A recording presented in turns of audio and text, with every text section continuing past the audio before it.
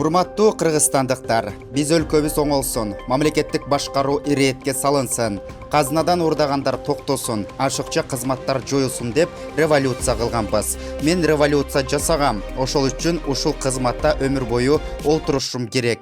Жоюлбасын деген түшүнүктөн алыс бололу. Бул бир. Экинчиси, кадр саясаты боюнча бул Акаевчи болчу, бул Бакиевчи болчу, бул Атамбаевчи же Жээнбековчи болчу деген эски түшүнүктөрдү токтотолу. Мынтип олтурсак, анда өлкөбүздүн ичинен бир дагы татыктуу кадр таппайбыз. Башка планетадан издешибиз керек болот.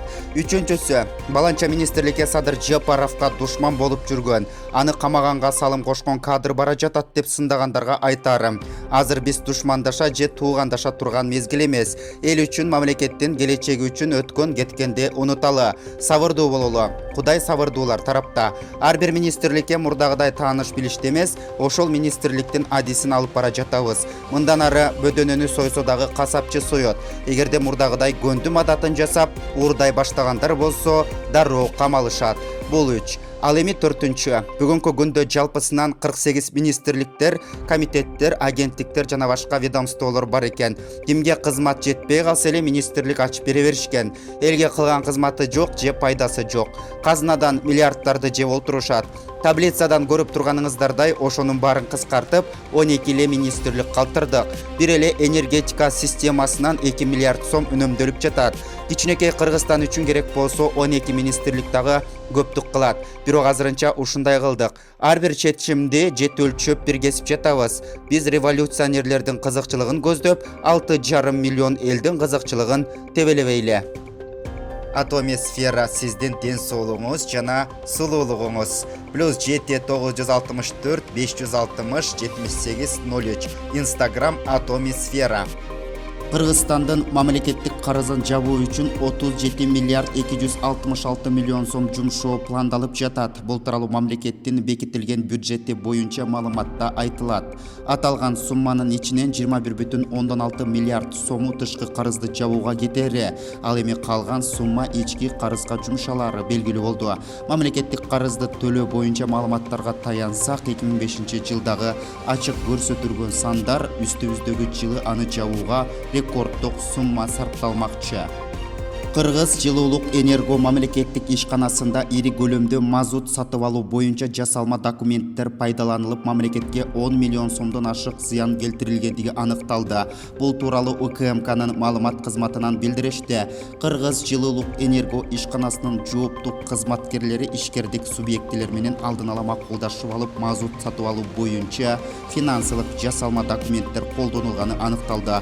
Бул коррупциялык көрүнүш бүткүл республиканын калкын жылуулук менен камсыз кылууга терс таасирин тийгизет.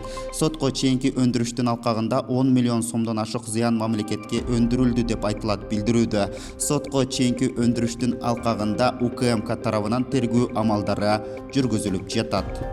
Саламаттык сактоо министрлигинин алдындагы ооруларды алдын алуу жана мамлекеттик санитардык эпидемиологиялык көзөмөл жүргүзүү департаменти пандемия учурунда бир бахиланы 150 сомдон сатып алган. Бул туурасында башкы прокуратуранын маалымат кызматы билдирди. Прокуратура тарабынан министрликке карата жүргүзүлгөн текшерүүнүн алкагында жеке коргонуучу каражаттарды сатып алууда бир катар мыйзам бузуучулукка жол берилгендиги аныкталган.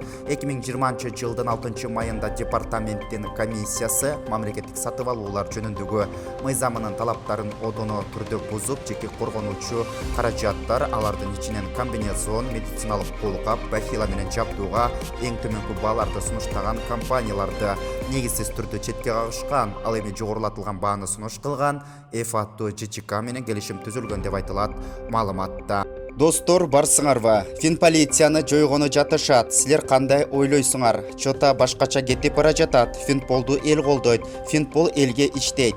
Жумалиев 100 миллион сом жана инвестордун 800 миң долларын бир күндө өкмөткө коем. Балдарымды чыгарып бер дегеннен биз аз андан көбүрөөк болсун деп болбой койсок, Первомайский сот чыгарып салды. Бюджетке бир тыйын төлөгөн жок. Балдары камактан чыгып кетти. Достор, Финпол жеңилип калабызбы? Достор, кандай кылалык? Оюңарды жазгылачы деп билдирди Сыймык Жабыкеев Facebook баракчасында. Президент Садыр Жапаров Коргоо министрлигин түзүү боюнча жарлыкка кол койду. Бул тууралуу өлкө башчынын маалымат кызматы кабарлады.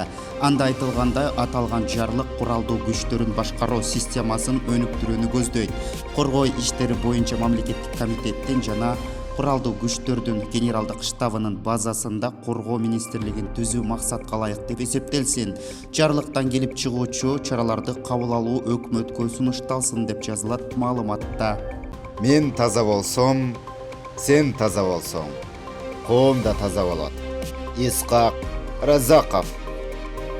Ак Кеме студиясы YouTube каналына катталыңыздар жана таза Кыргызстан жаңылыктарын биринчилерден болуп көрүп билиңиздер.